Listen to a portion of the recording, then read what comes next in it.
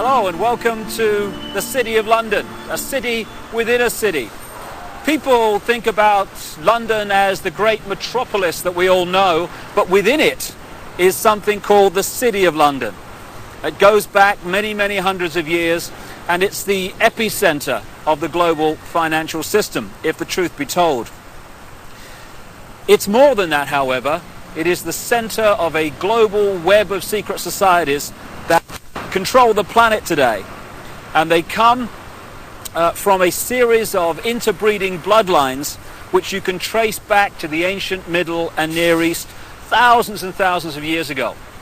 And the staggering truth is that these interbreeding bloodlines under different names have increasingly controlled planet Earth from that time to this, never more so than today.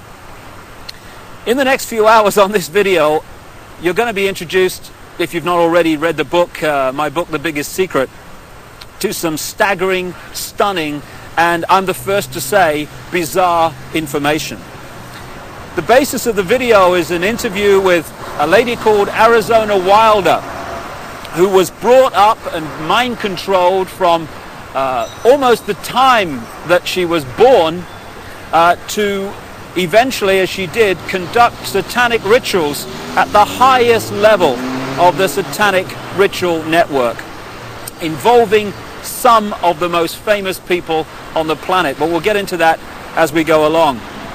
It is bizarre, and that's not even the most bizarre aspect of this story, which I'll come to as we progress. But the bizarre just happens to be true. And this video is designed to be a companion to my book, The Biggest Secret, and you'd get more out of the interview with Arizona if you've read that book. But what I'm going to do to start with is just set up a few basic background details that can allow you, if you've not read the book, to follow the story and the revelations that Arizona is going to unfold for us.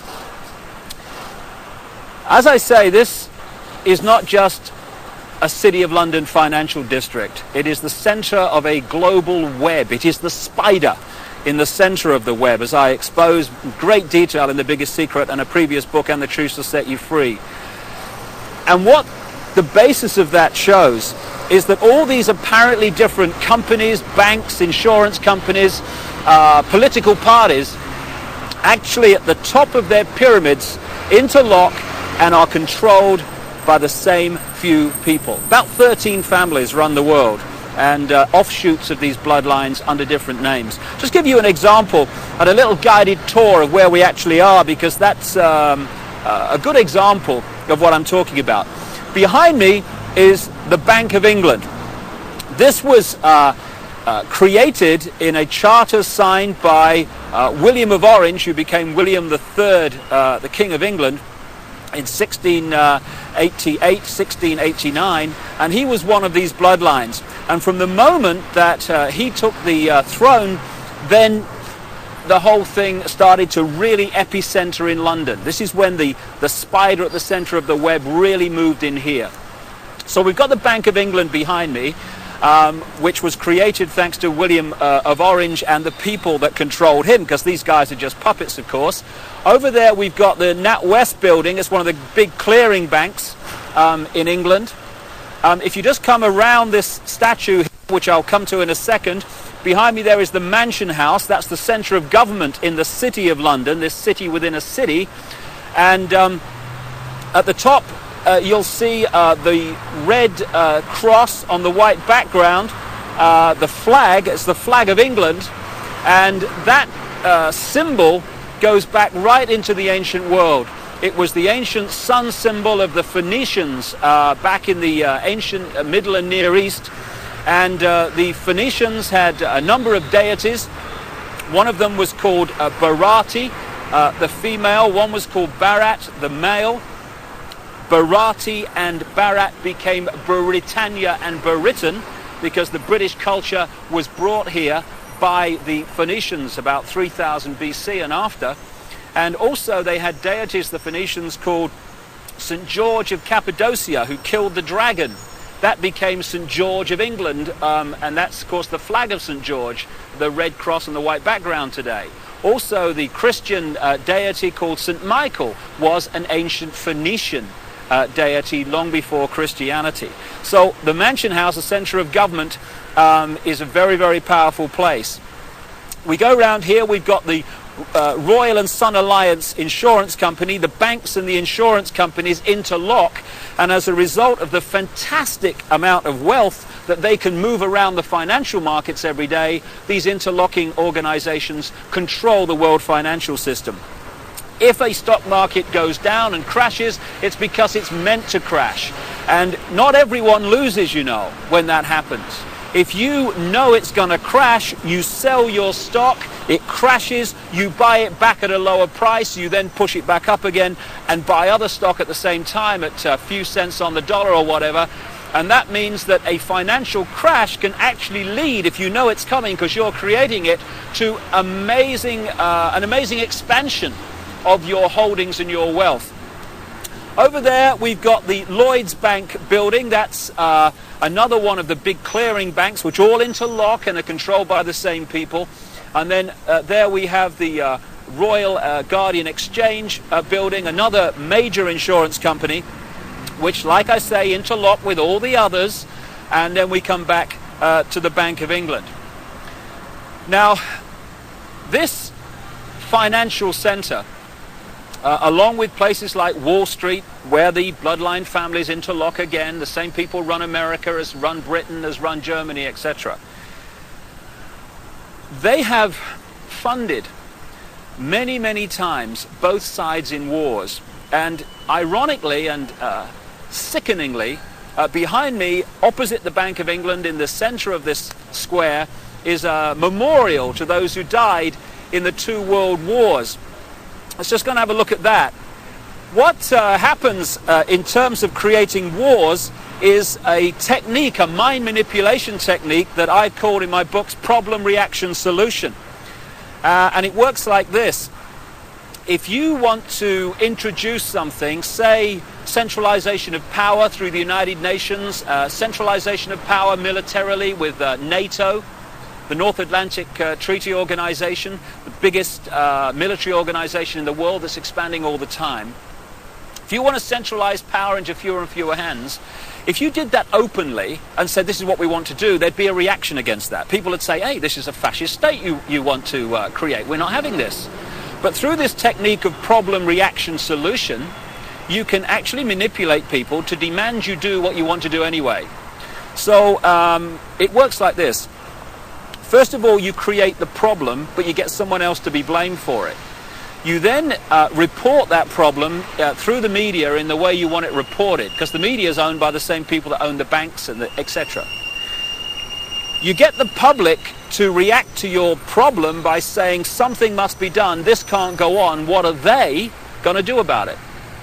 And at that point, they, who have covertly created the problem and blame someone else, who've gleaned that reaction of do something, then offer the solution to the problems they have created.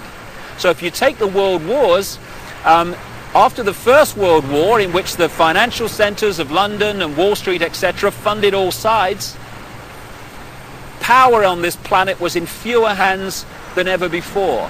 After the Second World War, it was even fewer hands on the wheels of power.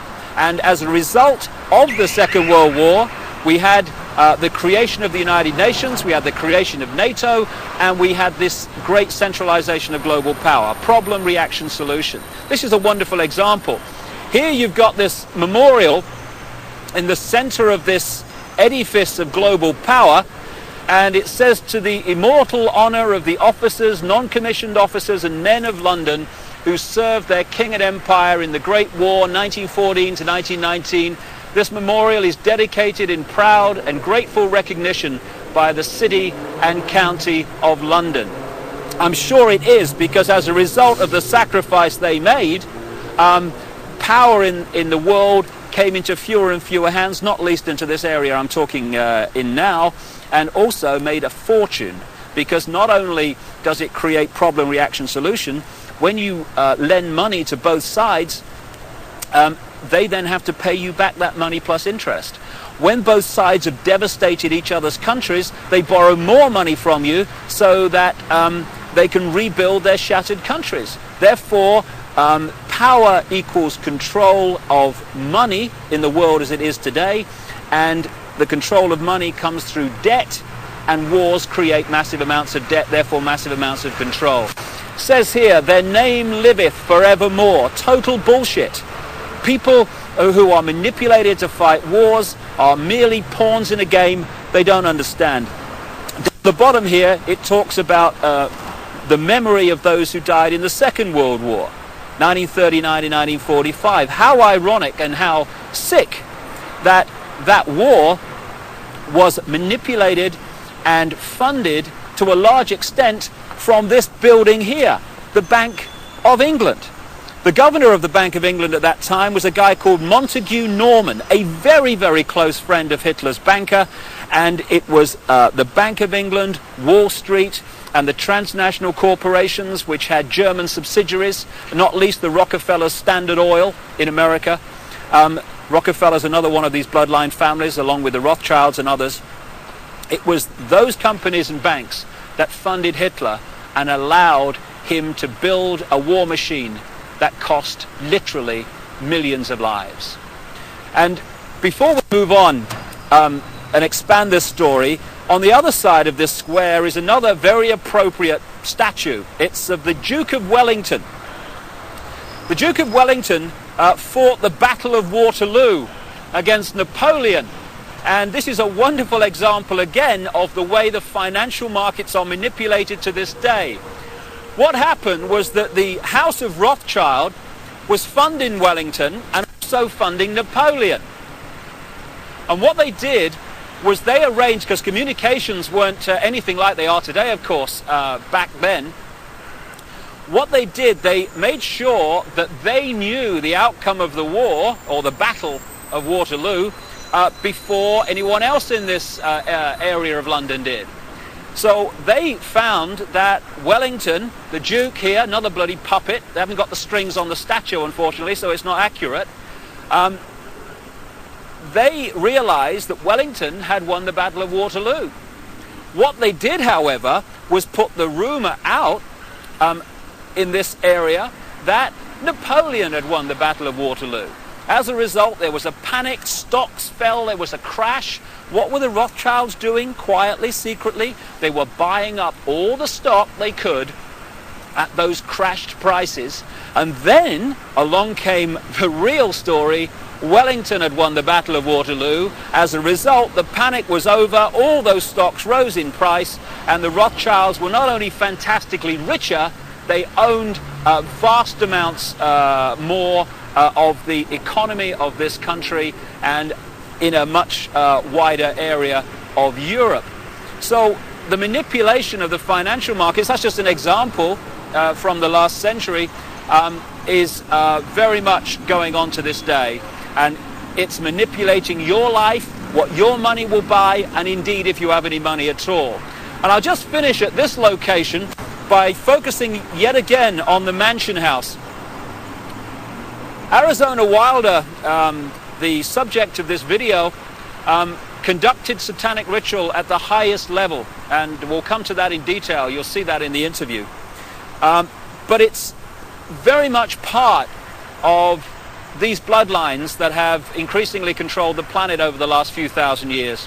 When you follow them through from the ancient Near and Middle East up into Europe, where they became the European aristocracy and the royal families of Europe, or royal family if the truth be told, because they're just the same bloodlines under different names, over to America and into the modern world, one thing follows again and again: human sacrifice, satanic ritual, blood drinking, and all this stuff. And I've talked to a number of people who have seen these rituals in the City of London, who have been subjected to some of them. And the Mansion House, the centre of government in the City of London, is one of the key places where it goes on around here when work here is finished for the day. And satanic ritual is very much part of the next topic I want to raise and talk about at another location, and that's mind control. A few can only control billions and the direction of their lives if they manipulate the way we think and manipulate the way we feel. Only by doing that can they control us, because there's not enough to do it physically. And so mind control is the foundation of how it's done, and we'll talk about that at the center of global mind control, at the center of the network that generates it, and that's the Tavistock Institute, not far from here, yet again in London. Well, we're now just a short drive from the City of London, next to this very appropriate poster, Very Bad Things, and I'm on my way to the Tavistock Institute. It is the center of global mind control and the network that does the research and creates the data and advances the techniques to mind control people in many ways. When you think about mind control, you might think of the Manchurian Candidate and some robot with a gun. Kill, kill, kill, kill. But mind control is much bigger than that. If you take the definition of mind control to be manipulating the way people think and therefore behave, then the question is not how many people are mind controlled in the world, it's how few are not. Because every time you read a news story which is slanted to get you to see the world, a person or an event in a certain way, and you accept that slant and take it as truth, you're being mind controlled. Every time you see an advertisement and it persuades you to buy something you don't really need, you're being mind controlled. So all these different techniques are used all the time to get us to think and behave the way this few, this clique, this elite want us to. Problem, reaction, solution, getting us to react to events and demanding solutions, the solutions the elite want us to demand, that's also mind control. So mind control is a vast, vast subject. And you know, in the streets of the cities of the world, or the towns of the world, you get these people with the clipboards that are asking you questions called opinion polls. Well, we're led to believe that these opinion polls are to get a feel for what people want so that we can give the people what they want. No. Overwhelmingly, those opinion polls are designed to find out if the programming, the manipulation of the public opinion, of the collective consciousness, is actually working. So they'll ask your opinion on various subjects, and if 80% say, yeah, we think in this certain way about this subject, okay, the programs work, brilliant. If only 40% think that way, then the question is, the manipulators ask, what more do we have to do to get more people to think the way we want them to think? So it's all about mind control and emotional manipulation. That's how it works. And we've just reached a point here, a military establishment. The Honourable Artillery Company headquarters, SAF. What is the military? What is the training for the military except fundamental mind control? What happens when you go through the training, especially in the elite organizations like the SAS and the Parachute Regiment in this country, or the Delta Forces in the United States? It is to get human beings to give their thinking processes away to those in the peak caps that have more stars or more stripes on their arm. And you want people in the military to so give their mind away that when someone in a peak cap says, shoot this group of people, then without saying, well, why, or what have they done to me, or whatever, it's all over. Yes, sir, yes, sir. The yes, sir mentality, mind control. And if those people had a drink with the opposition, the opponents, the enemy, they'd probably get on fine. But they don't get to that stage, because when the peak cap says shoot, they shoot. They are mind controlled. And this is what the military is about. So you have mass mind control, you have individual mind control, and I'm just going to now walk just around the corner from here and take you to the headquarters of global mind manipulation. Mind control has been known about for a very, very long time. And to understand many of the things that Arizona will be talking about in the interview, you just need to explain one of the fundamental techniques of mind control. It's called trauma-based mind control. there is a mechanism in the mind that shuts out the memory of trauma. You know when you have a car accident and you can't remember what happened before, the trauma of the actual accident and immediately afterwards? That's because the mind puts an amnesic barrier around trauma. Now that's very, very good, because obviously we don't want to keep reliving and re-remembering severe trauma like accidents and horrors of that kind. But this they began to understand massively in the concentration camps of Germany under the guy known as Joseph Mengele, the angel of death, the infamous mind manipulator and geneticist. They began to understand that if you could systematically traumatize someone, particularly before the age of 5 and 6, then you could turn their mind into a honeycomb of self-contained compartments, amnesic barriers, which were unaware of the existence of the others. And if through hypnotic keys, triggers, words, signs, whatever, you could pull one of these amnesic barriers to the front to become the conscious level, that could experience something or be programmed to do something robotically, and then that compartment could be pushed back in the mind and another one pulled forward. Now this new one has no idea the other compartment exists, let alone what it's experienced or what it's been programmed to do. This has become known as multiple personality disorder, or DID, dissociative identity disorder, which is much more appropriate.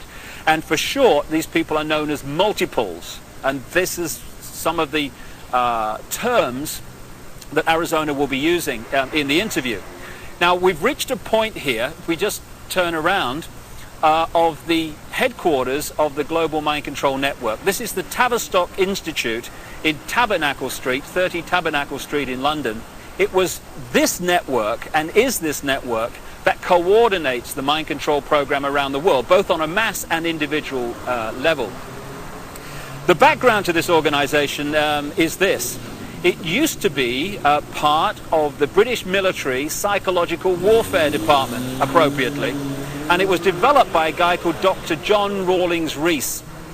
And other parts of the network were established around the world. Stanford in America is one of them. And together they coordinate the mass mind manipulation of the human race and mind program people on an individual level. Just to give you an idea, these mind control people are overwhelmingly those that do the assassinations. Why is it always a lone nutter that's responsible for assassinations? So people say, oh, he was just a nutter. No conspiracy, no more investigation necessary. Why is it that the same psychological profile keeps turning up all over the world with guns, going crazy with guns in the street, killing people, creating problem, reaction, solution situations in which legislation comes through and is introduced as a result of those horrors? Interestingly, Martin Bryant, the man who went crazy with a gun in Port Arthur, Tasmania, just happened to be treated by a guy called Dr. Eric Cunningham Dax. Now, Cunningham Dax was the Tavistock Institute representative in Australia and a close associate for decades of Dr. John Rawlings Rees that sent the whole thing going. So when someone goes crazy with a gun or these horrific things happen, we need to ask the question, are they doing it from their own mind, or are they programmed to do it because of the effect of what they do?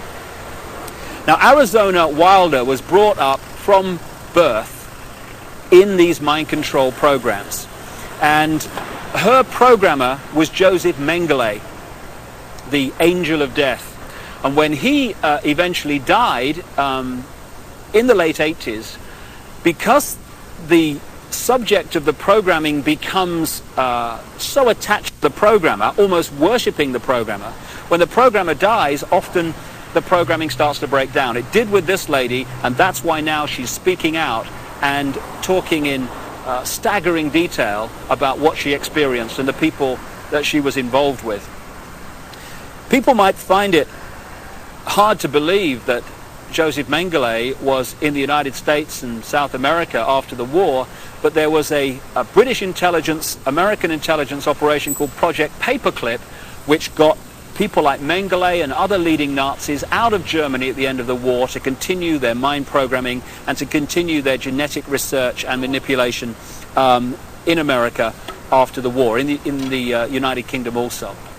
So this is some important background to this Arizona Wilder interview, but it's not even the biggest secret. The biggest secret is even more bizarre than that.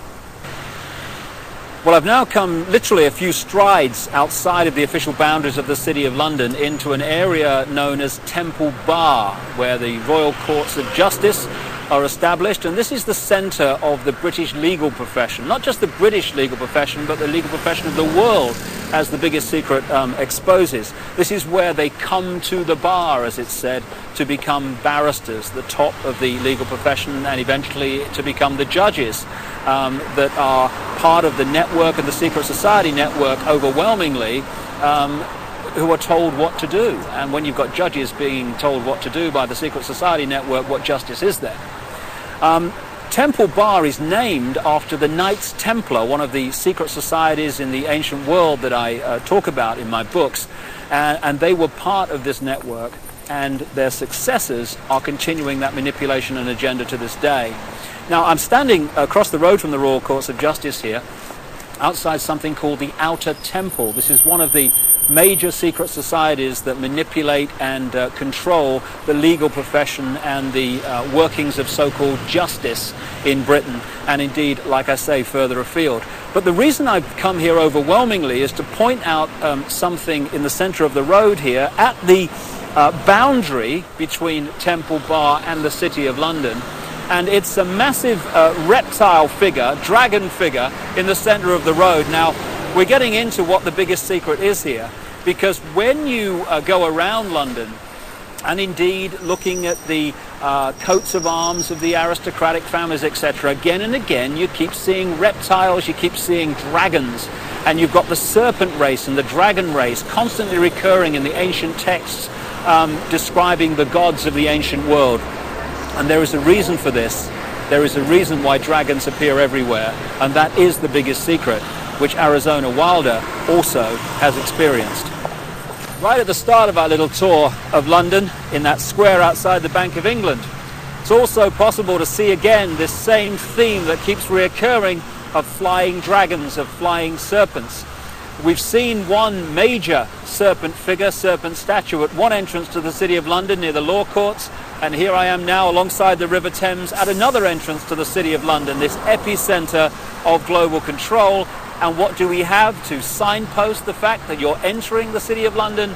Yet another flying dragon, this one holding the shield with the red cross on the white background, this ancient symbol that I talked about, with the flag on top of the Mansion House and the flag of England, the flag of St. George. So what's going on? Why, when you look at the ancient accounts of the ancient gods, do you again and again see this reoccurring theme of the serpent race, the serpent gods, the flying serpents? Why, in my research for the biggest secret, have I come across a stream of people from different walks of life all over the world who have told me the same thing, that they have seen, to their astonishment and amazement, they've seen key people in positions of power just demanifest from being a human physical form and become before their eyes a reptilian figure. When you look at the ancient gods of the Indus Valley, they talk about the Nagas, the gods who, wait for it, had the ability to manifest as human or manifest as reptiles. This is absolutely vital to understanding parts of the Arizona interview, because she has experienced exactly this. And the background to what's happening is quite simple. This three-dimensional world that we appear to live in is only one frequency, one dimension of existence. We have a frequency range which we can perceive. We call them the physical senses. But outside of that range are other frequencies, other dimensions of existence and life that are sharing the same space that we are. In the space that my body is occupying now, for instance, are all the radio and television frequencies broadcasting to London. I can't see them, they can't see each other, they're not aware of each other because they're on different frequencies. Only when the frequencies become very close do we have what we call interference on the television or interference on the radio. And it's the same with creation. We live in conscious terms in this three-dimensional world. So this is our reality, this is what we perceive. But there are other dimensions. And the one closest to this is the fourth dimension. And staggering as it may seem, and you really have to read The Biggest Secret to see the immense supporting evidence for this, a reptilian race from this fourth dimension is the source, or one of the key sources, of the manipulation of this world. Back in the ancient world, again documented endlessly in so many parts of the world, in ancient texts and legends and accounts, are the stories of how this extraterrestrial race interbred with humanity, creating hybrid bloodlines. And when you do the genealogical research, you find that it is these human-reptile hybrid bloodlines that actually have occupied the major positions of power through the history of the last few thousand years, and today are in the key positions of power, running the banking system, the business system, the politics, the military, etc.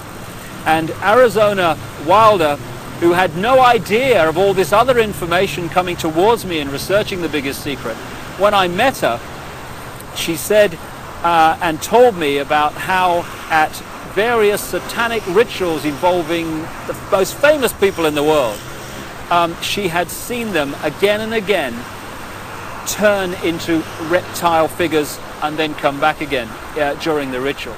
I got a call from the head of an organization in America called Parents Against Ritual Abuse, who told me again from her experience how many of her clients who had been subjected to satanic ritual had reported the same story of how the participants had shape-shifted, as the term goes, from human to reptiles and back again during the ritual. And one of the key areas, one of the key families identified by Arizona Wilder in her accounts is one not too far from here, and it's very famous indeed. And that family and that bloodline live here, or at least partly live here. Buckingham Palace, one of the many palaces and homes of the British royal family, the House of Windsor. They're seen as bastions of the establishment, the British establishment, but in fact the Windsor bloodline is not British at all, it's German.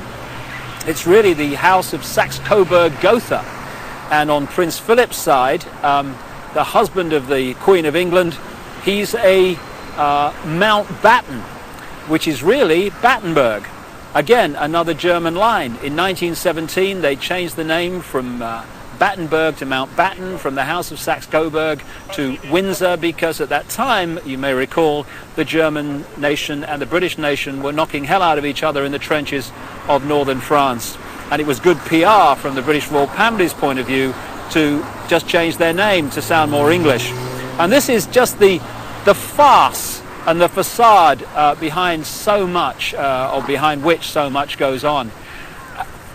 However, most people, if not almost everyone on the planet, would find the fact that the House of Windsor are one of these reptilian human hybrid lines that shape-shift between human and reptilian form to be utterly, devastatingly ludicrous and unbelievable. I understand that. But the truth, the real truth, often is. And Arizona Wilder, in the interview that's coming up now, is going to talk about her experiences of seeing this happen. Well, I think that's all you need to know and appreciate to understand the kind of information that Arizona Wilder is going to reveal to us now, except one thing. Across the millennium years is crunch time in this whole agenda, crunch time for the human race. This is the time when this network of interbreeding bloodlines wants to bring in its global fascist structure of a world government to which nation states would be administrative units, of a world central bank and a world currency, a currency that wouldn't be cash, it would be merely electronic, for which there are fundamental implications for human freedom. and also the World Army, which is designed to be NATO, expanding and expanding as it is now, of course, to become the fully fledged World Army, World Police Force. And underpinning that little lot is designed to be a microchip population, in which we are microchipped with our financial details, our medical details, etc., etc.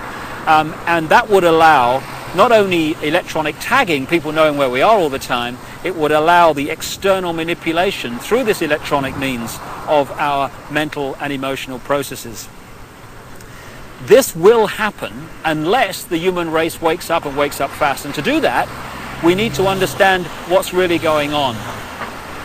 And to let people know that, we've got to stop beating about the bush, stop pulling punches, stop pussyfooting around, keeping information from people, oh my goodness, how will they react, and just say, this is going on, take it or leave it, make of it what you will, but this is what's going on.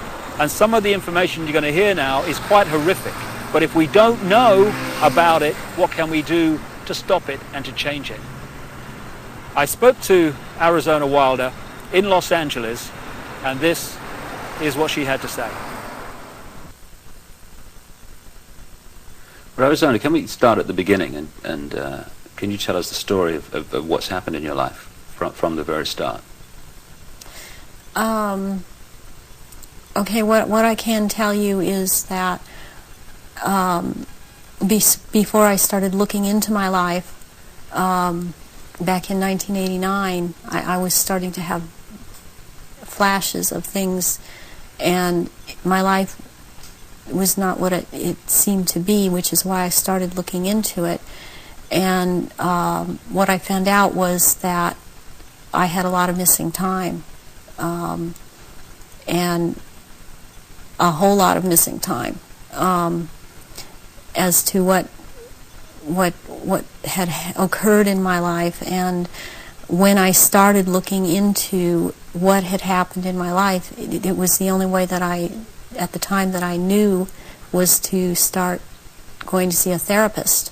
Within a year, I was talking about memories of being sexually abused by my father, which was part of what was supposed to happen. And I was starting to talk about mind control issues, and I was talking about ritual abuse issues at the time, and I didn't have the whole thing put together. It's taken me years, all these years, it's taken approximately almost 10 years to put this together, what has happened to me. And in the process, I have lost everything that I ever had in my life, and anything I held dear in my life. I was bred for this role that I fulfill, and it was planned from before my birth, and it was because of the bloodline of my mother's family, which comes down through Ireland, but before that it began in France. It was through the Marquis de Stac, which he came to Ireland and changed the name to Stack, and then I was chosen, and the birth was planned. My parents were forced to move down to this area for the reason that the High Council is down here, which is, there are 6 councils of 13 in this country, and the High Council is down here. We're talking the United States? The United States, yes. And so from the time that I was a baby, I was being abused and traumatized, and on purpose, for the mind control that they need someone to go through to do whatever they say, to be as just a puppet in that they can control every move. And you don't remember, I didn't remember a lot of things, because I have, as a result of all of this mind control, split off many parts that all hold memories, hold feelings, hold programs, hold information, and I've been working very hard to pull all of that up. And it's been a long, slow process for me, because there don't seem to be a lot of people in the field that I only felt was the only way I could go was psychiatric and psychological. They don't seem to know what is really going on, and I believe that a lot of them are afraid of being sued should they suggest something, and so they cannot lead or suggest. And it's been a process of me having to trigger myself to remember, and be around people that can help me with that can't really be touched by the False Memory Syndrome Foundation. So what happened? You say you were abused as a child as part of this compartmentalizing of your mind. What went on after that, as you got older? Well, they start with wanting to make you an obedient slave at first, and so they do a lot of sensory deprivation, they do a lot of sensory overload, and they switch between the two, and they do out-and-out torture. They take a small child and they electroshock. In my case, it was electroshock to the brain, and they would take away my chance to sleep. They kept me awake for many hours at night, would not let me sleep. And I was also told things, as this was before the age of 5, I was told things such as, they would make me drink water, and they would say, if you pass urine, you're going to have to drink it. And they would make me drink it. And if you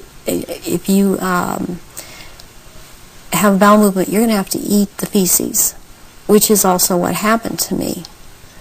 And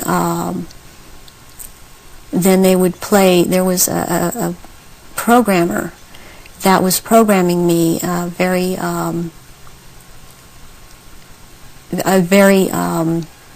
infamous person in history, who actually has been in this country, and he was known as Dr. Green. Who he actually was Dr. Mengele, from Joseph Mengele, from the concentration camps in Germany, and he stayed a lot at China Lake Naval Weapons Station out here in Southern California, in the desert area.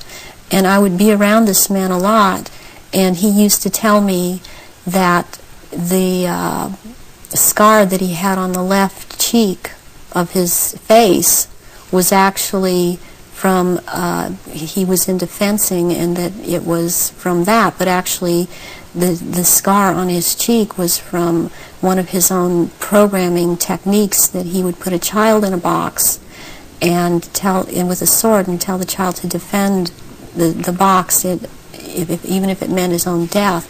Then he'd tell another child to break into the box, and which this child would do, and then the other child would then jump out of the box and shove the sword or the lance straight through the other child. And at one point he got into it where this child actually got him in the face with the sword. And he would wear a huge emerald ring on his left hand, on this middle finger, and he would twist this emerald around, and for programming, and he was into using long-colored ribbons of different colors, and you had to choose a certain ribbon, or you were given a certain ribbon, and that meant that this certain thing was going to happen to you. and it was like picking sticks out, or drawing sticks out of a hand, out of someone's hand. I saw games of Russian roulette played where it was chosen beforehand that a child would die, and the child would put the gun up to his head and pull the trigger, and this child would end up dying. But it was meant to scare all of us, keep us in terror, as there were many other children that were around me that went through the same thing. I have run into people from my childhood that have known me, and I've recognized their names, and even if they change their names and change their hair color, as I have done, they have recognized me, or I have recognized them, and I know their name. They know my name. There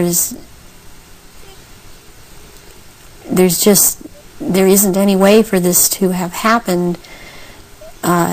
It's just beyond coincidence.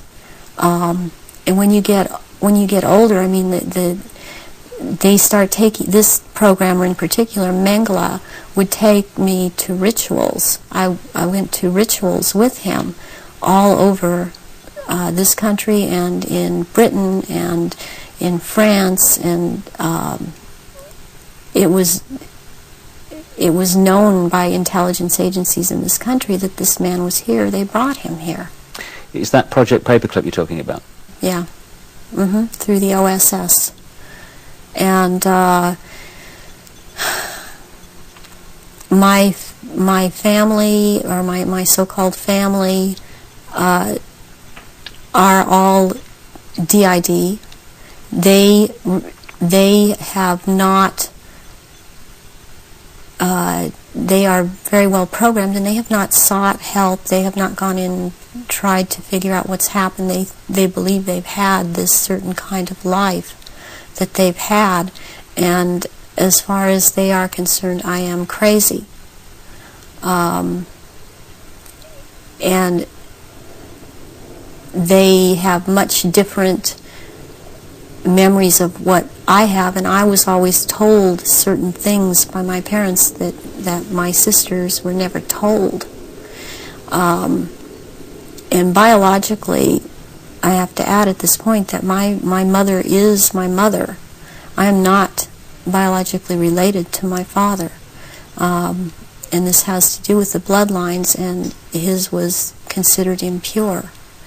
And this is all about purity of the bloodline.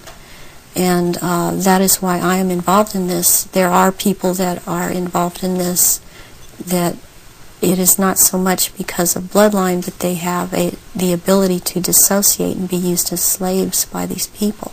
You say that you come from a certain bloodline, and there is this obsession with bloodlines that this Brotherhood Illuminati have. Why is that? Because what first started coming out was about the Aryans, and the purity of the blood. And what it's all about is that the blood, and the menstrual blood, contains something that is important for the propagation of this race that is controlling things on this planet. And these people that are in the organization that the Council of 13 is under, and they have something called the Grand Druid Council, or the Octagon, they're called the Illuminati. And the Illuminati are actually run by these 13 bloodlines, which are all of the royal families in Europe and in England.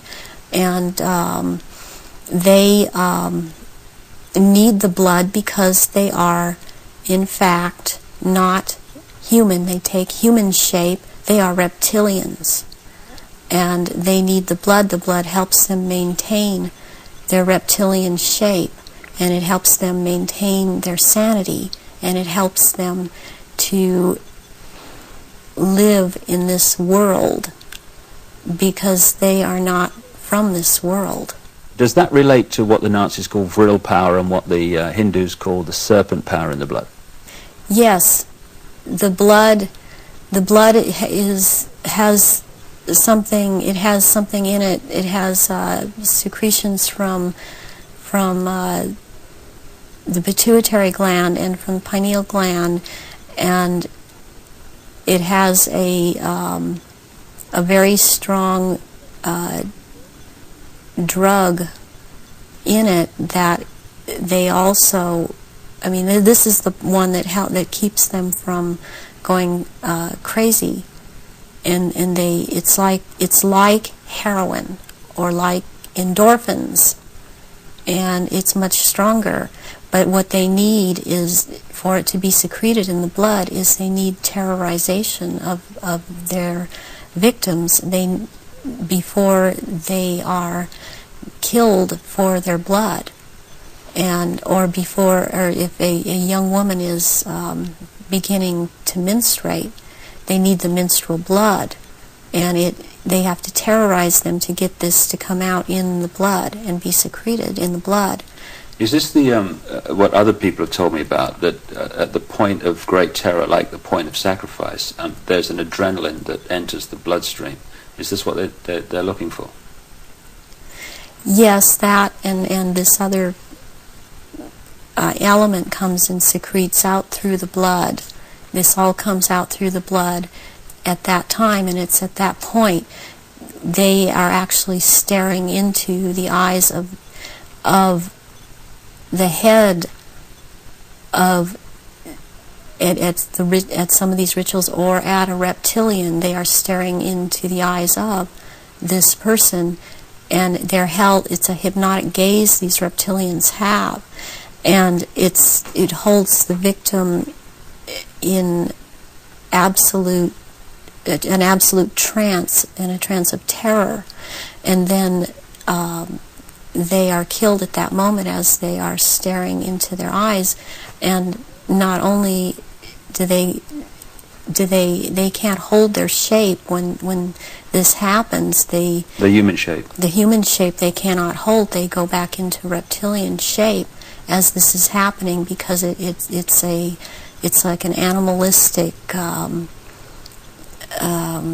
type of excitement of the kill. And they oftentimes they will just rip into the victim and eviscerate them and start eating the flesh of this person too. And the fat from the intestinal area is highly valued, as they use it on their skin.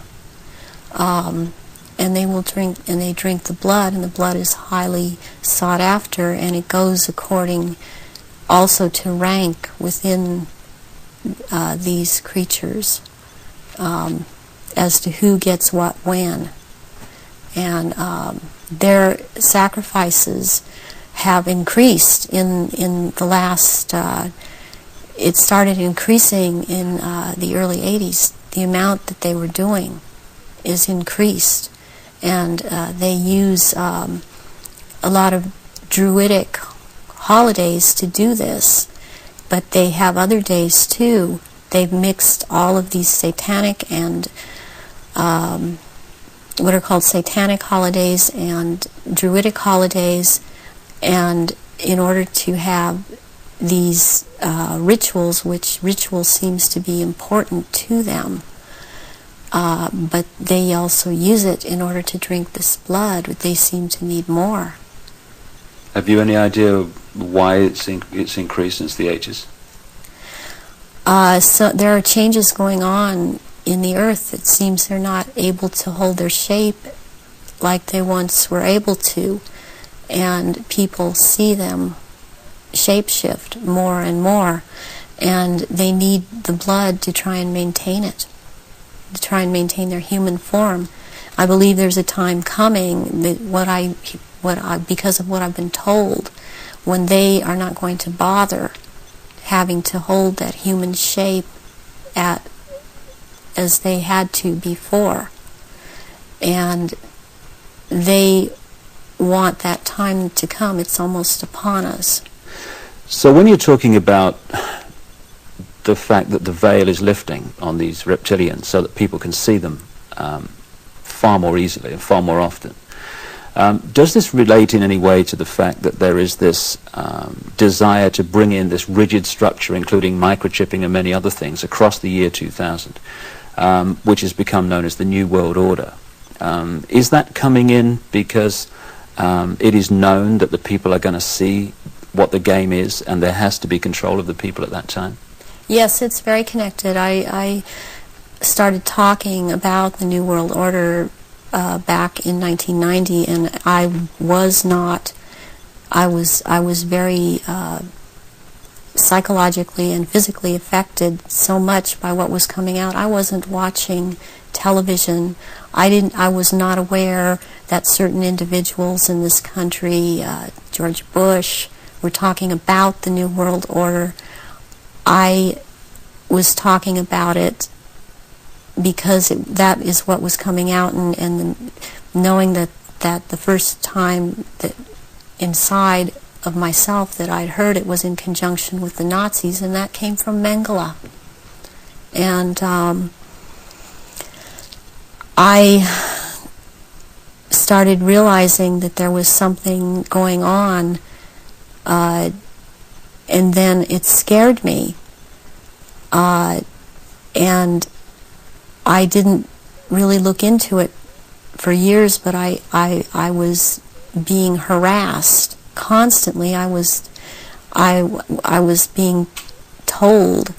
At one point, I had someone telling me that I was being, and who was ex-Army intelligence, ex-CIA, telling me that I was being monitored by the National Security Agency, and I didn't have the whole story then, so I did not totally understand why this was happening, but yet I was being followed by cars or vans that said G12, G14, and in this last year, which has really been very hard, I've been followed by G41 vans, and I had to find out what those were, and that is naval intelligence. But this whole thing is going towards around the year 2000, and when they are going to establish themselves openly as a new world order, and it's headed toward that, and that's what everything is being prepared to or prepared for. And I have actually got I've got a sleeping program right now to return, because I've left, but to return for that time, and it's called End Times Programming or Janus Programming. And Janus relates back to Nimrod of Babylon. Yeah, there is a group that used to be in contact with me all the time, and they stopped trying simply because I didn't obey them. They would be in contact with me all the time. They're called Janus, which is also the two-headed Roman god of change, and their headquarters is in Brussels, Belgium, in the NATO building. And they are a group of psychiatrists and doctors who are into mind control, and they are one of the many groups involved with the Illuminati. And they would contact me and tell me, give me directions that I was to psychically kill this person or psychically injure this person or scare this person. They'd give me the location. And I started questioning this, and I had a contact who since has seemed to have disappeared because she couldn't get the funding, and I had called her about this group, and she's the one that was the ex-CIA, ex-Army intelligence person, and she knew about these people, and she said, yes, you're right, this is what is going on. your experience, being brought up in this Illuminati environment, were you ever told anything about where these reptilians came from, and what is the history of it all? I was made to learn through Mothers of Darkness, which is a certain aspect of the organization, because that was an early part of my training, the history of what was the Illuminati on this planet. And what I learned was that the Aryans originally were from Mars, and the reptilians came to that planet they came from another place. They came to that planet.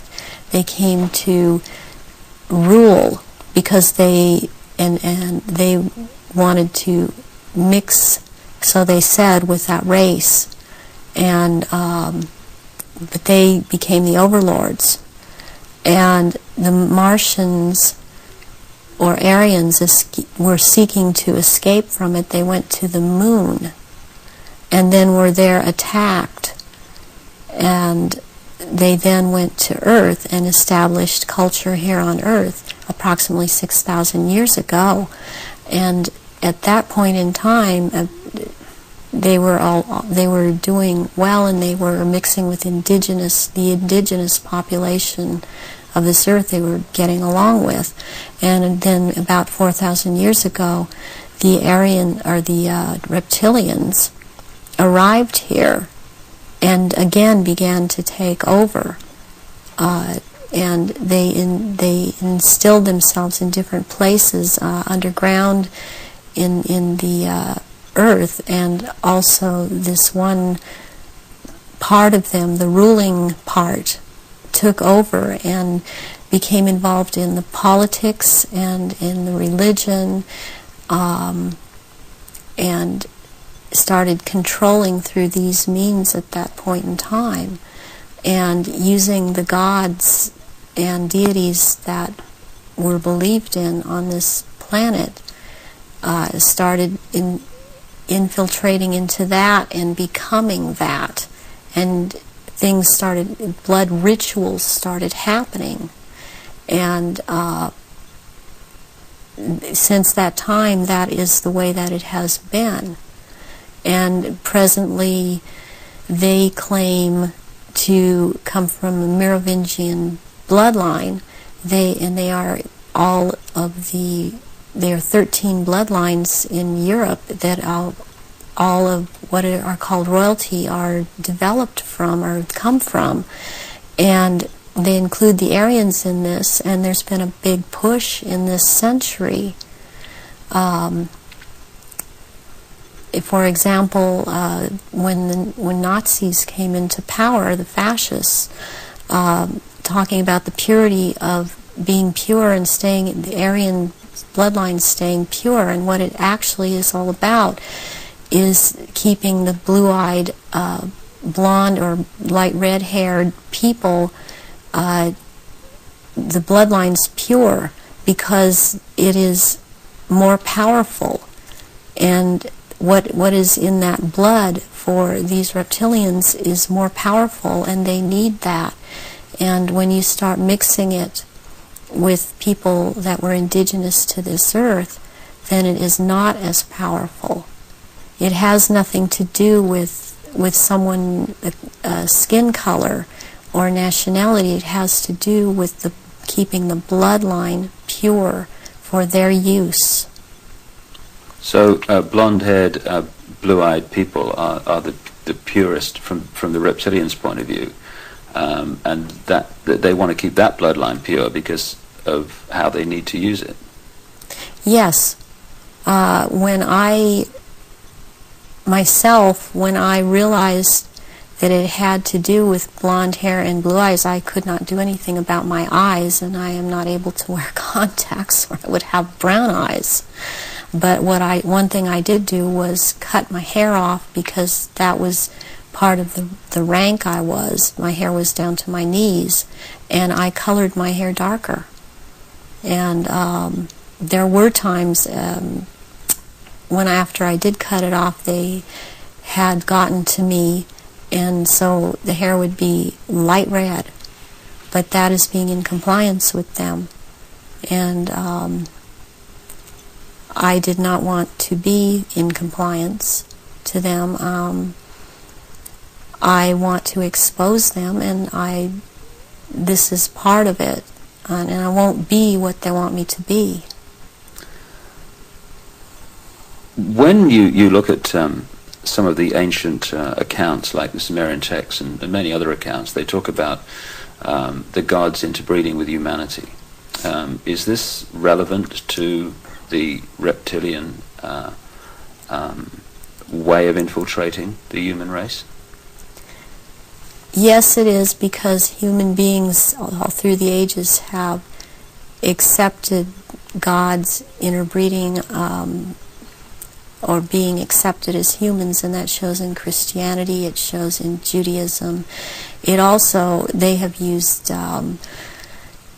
Egyptology, or the Egyptian religions, a lot, and the present head of the Illuminati compares himself a lot with the Egyptian god Osiris and Horus, which is Osiris reborn, and also with the Arthurian legends of the Round Table, and he has a name. The name that he carries from that is Pindar, which actually means phallus of the dragon.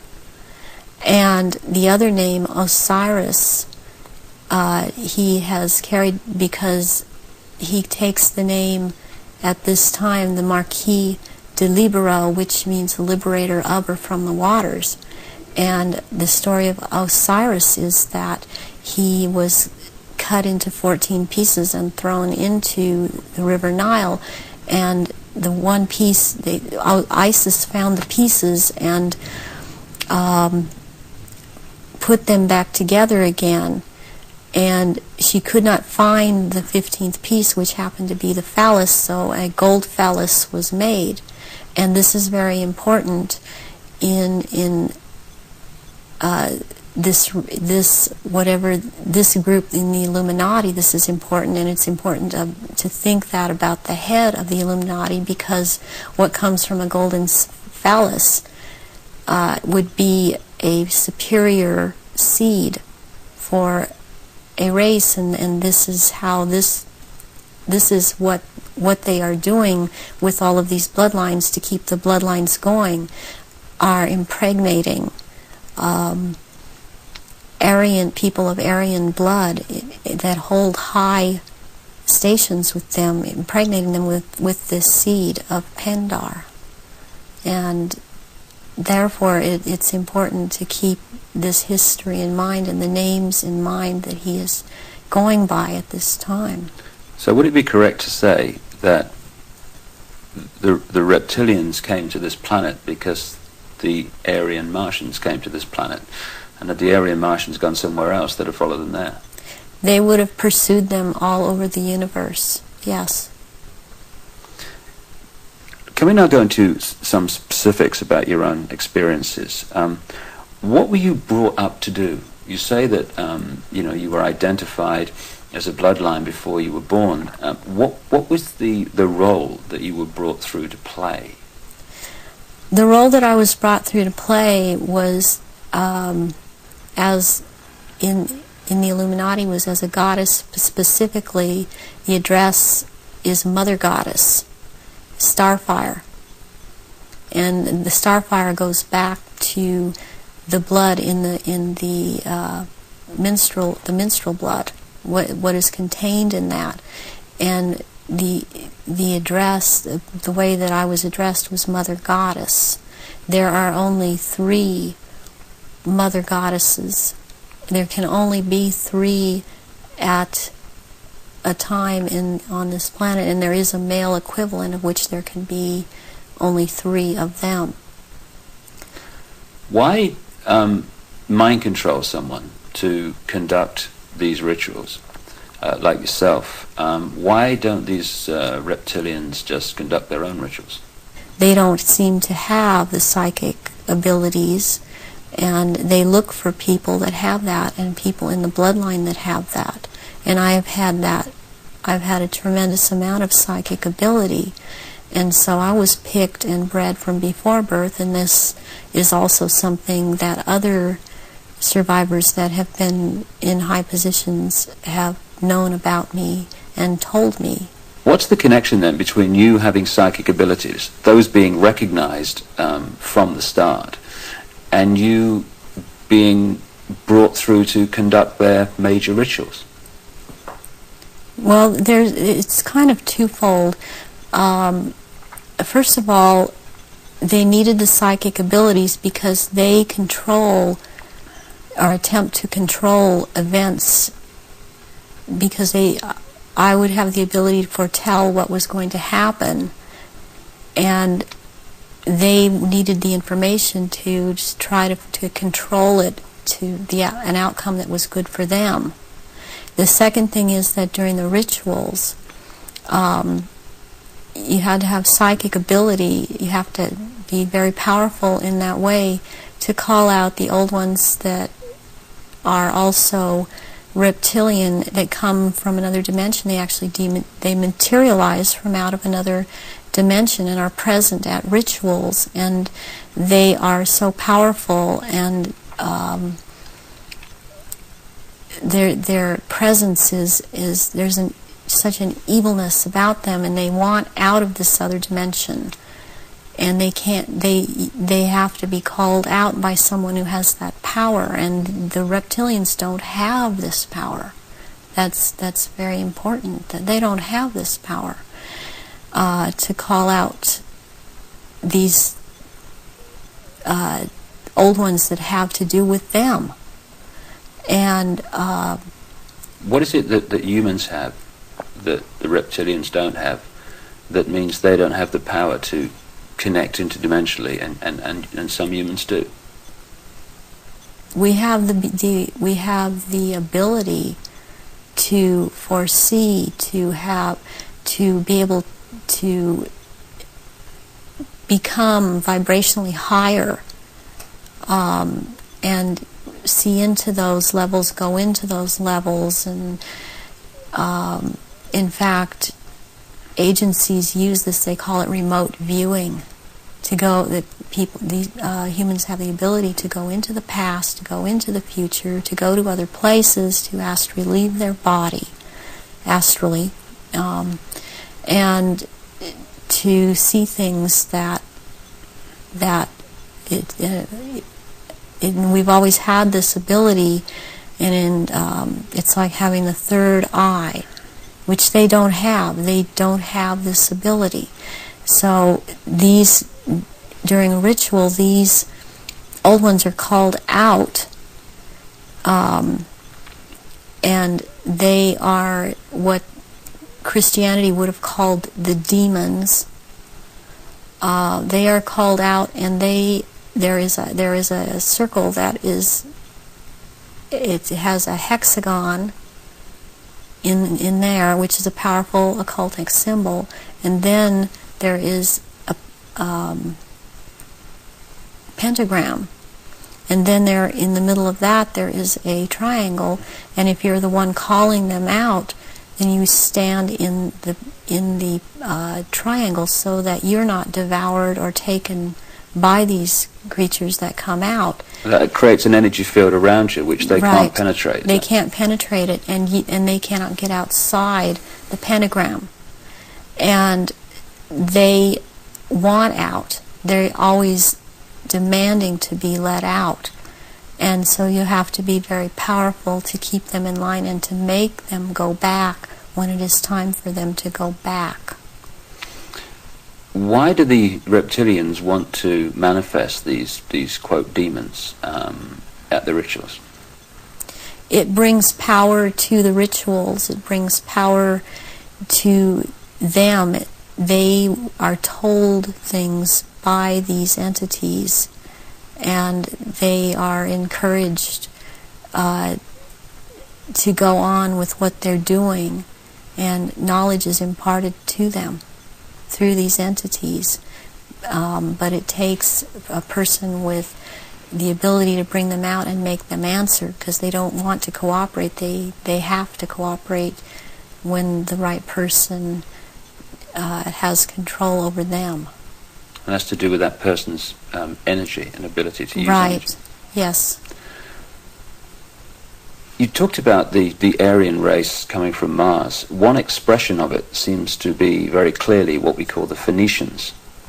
The Phoenicians had two deities, St. George, which became a British deity, who defeated the dragon, which seems incredibly symbolic, and also St. Michael, who, according to the legend, banished Satan, or this negative force, into the abyss.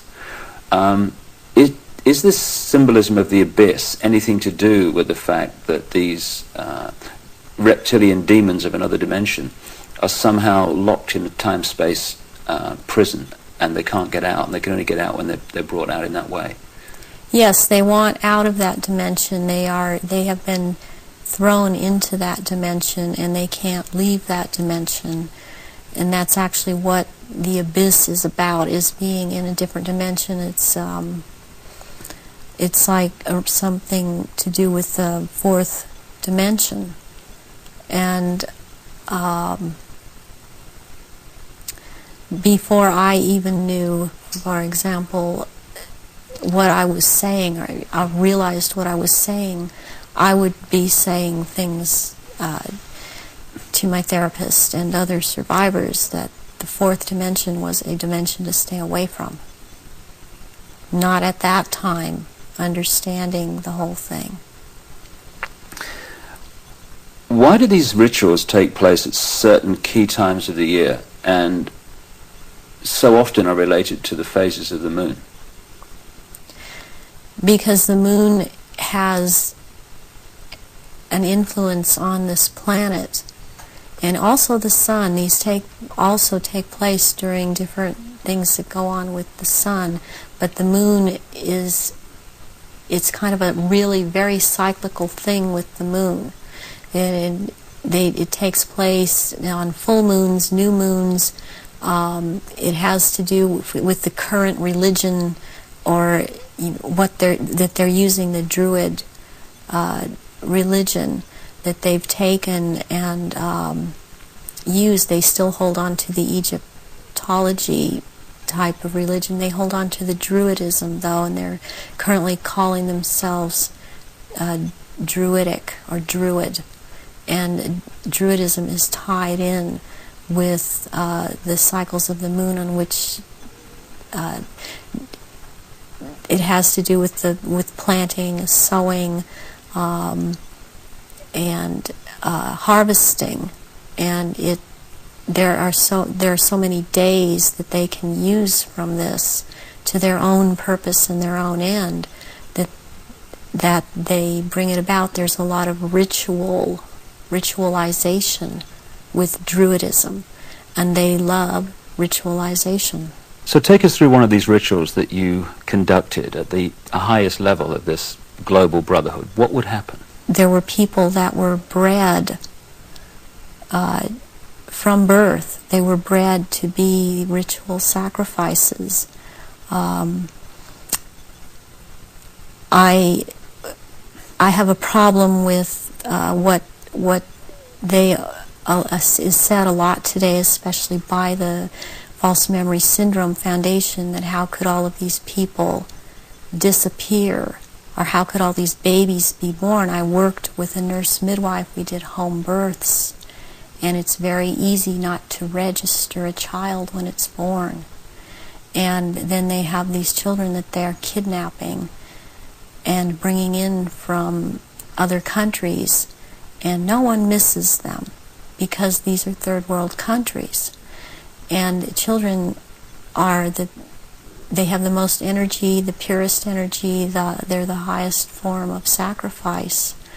And they will terrorize these children and mind control these children.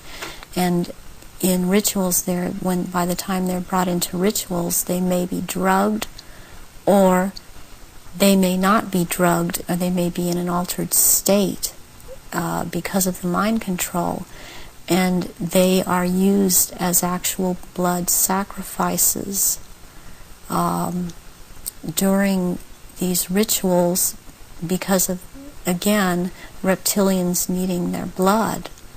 And they will take various organs from the sacrifices depending on what date the ritual may, what the ritual may be associated with on that date. But they will also slit the throat from the left ear to the right ear, and the blood will be gathered in a goblet, and it will be dispersed among the reptilians, and dispersed among, also after that, among people that have been participating in these rituals and seem to have it, even though they seem to be dissociated. Mostly these people seem to be cognizant of what they are doing.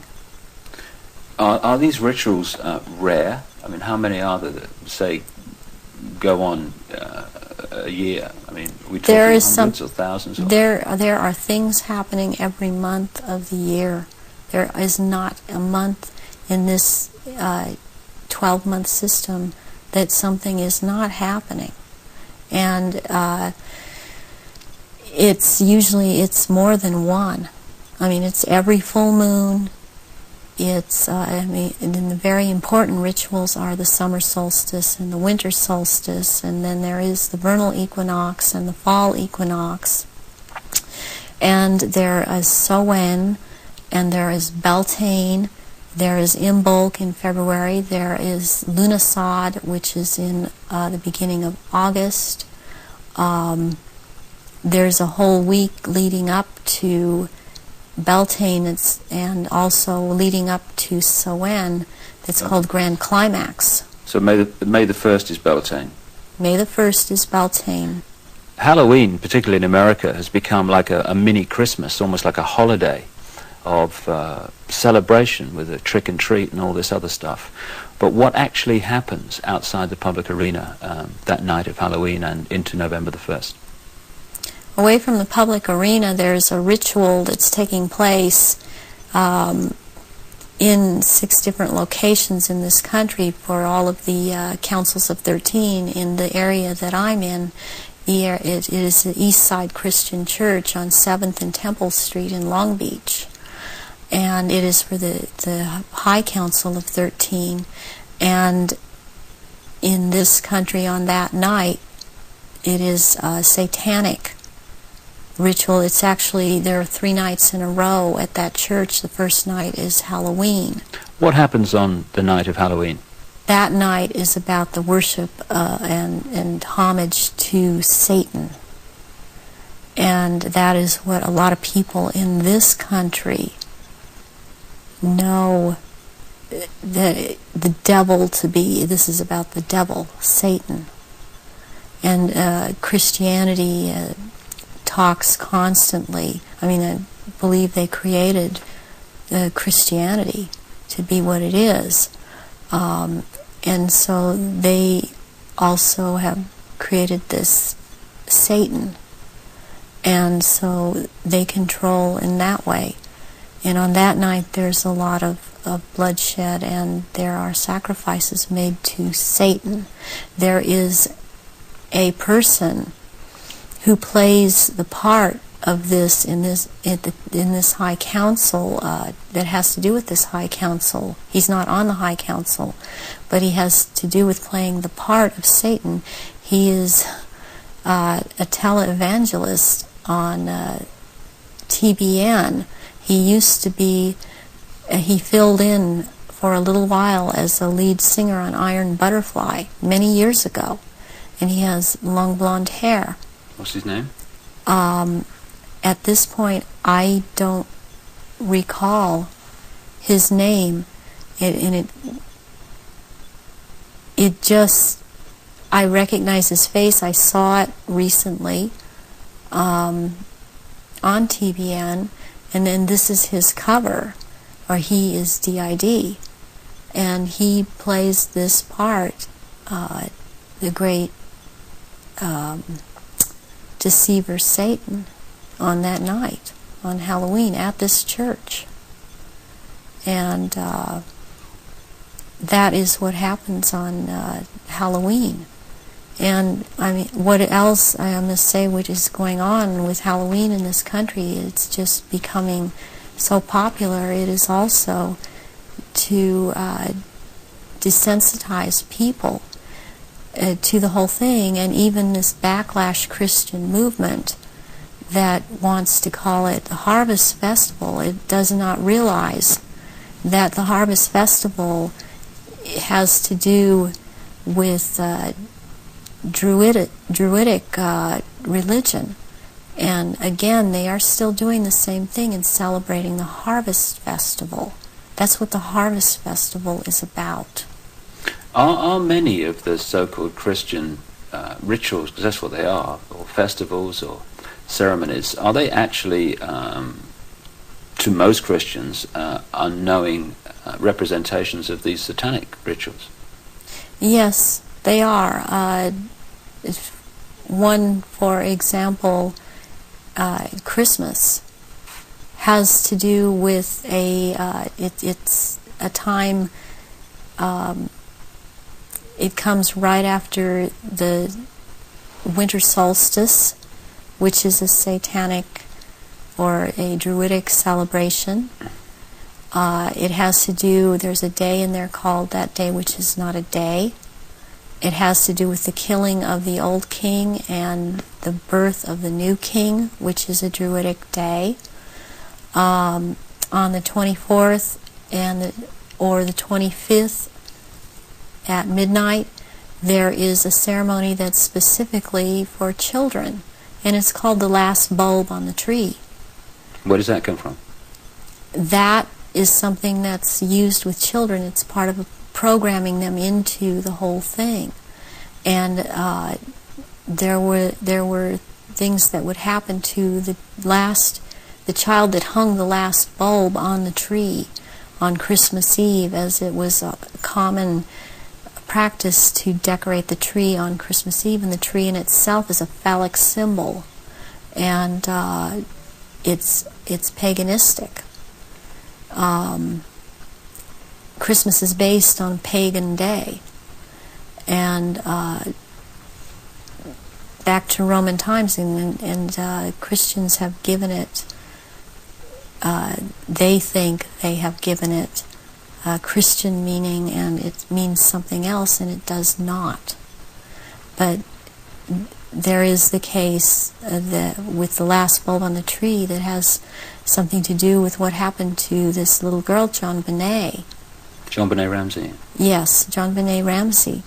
And